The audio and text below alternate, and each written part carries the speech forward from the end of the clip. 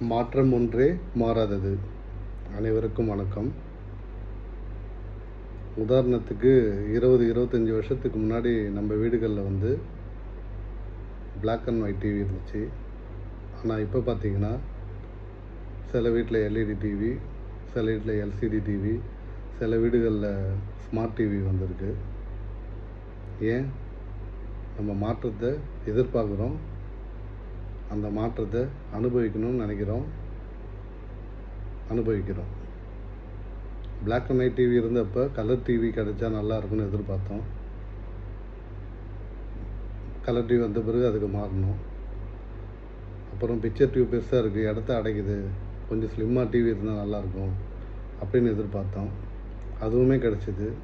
So அதையும் வாங்கினோம். அப்புறம் நாளுக்கு நாள் எல்சிடி, எல்இடி, ஸ்மார்ட்டுன்னு சொல்லிட்டு மாறிக்கிட்டே இருக்குது. இன்னும் மாறிக்கிட்டே தான் இருக்கும். ஸோ எல்லா மாற்றத்தையும் நம்ம வரவேற்கிறோம், ஏற்றுக்கிறோம். இது சாதாரணமாக நம்மளுடைய வீட்டில் இருக்கிற ஒரு பொழுதுபோக்கு அம்சம்.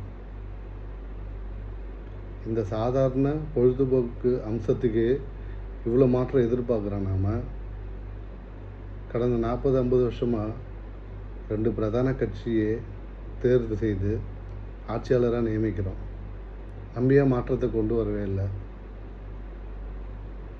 சிந்திங்க மக்களே. நம்மளுடைய நாட்டுக்கு மேலேயும் கீழே இருக்கிற சில நாடுகள்லேயும் நிறைய புரட்சி நடந்திருக்கு சமீபத்தில். ஏன் செஞ்சாங்க? ஆட்சியாளர்கள் அதிகமாக வருமானம் சேர்த்து அவங்கள சூழ்ந்து இருக்கிறவங்கள மட்டும்தான் வளர்ச்சி பாதை கொண்டு போயிட்டுருக்காங்க. பொதுமக்களான நம்ம அனைவரும் மிகவும் பின்தங்கியே இருக்கிறோம். தயவுசெய்து மக்களே, நீங்கள் யாருக்கு வேணால் வாக்களிங்க, சிந்தித்து வாக்களிங்க. ஒரு மாற்றம் நமக்கு வேணும். மாற்றம் இருந்தால் தான் பல மாறுதல்கள் நடக்கும். நன்றி.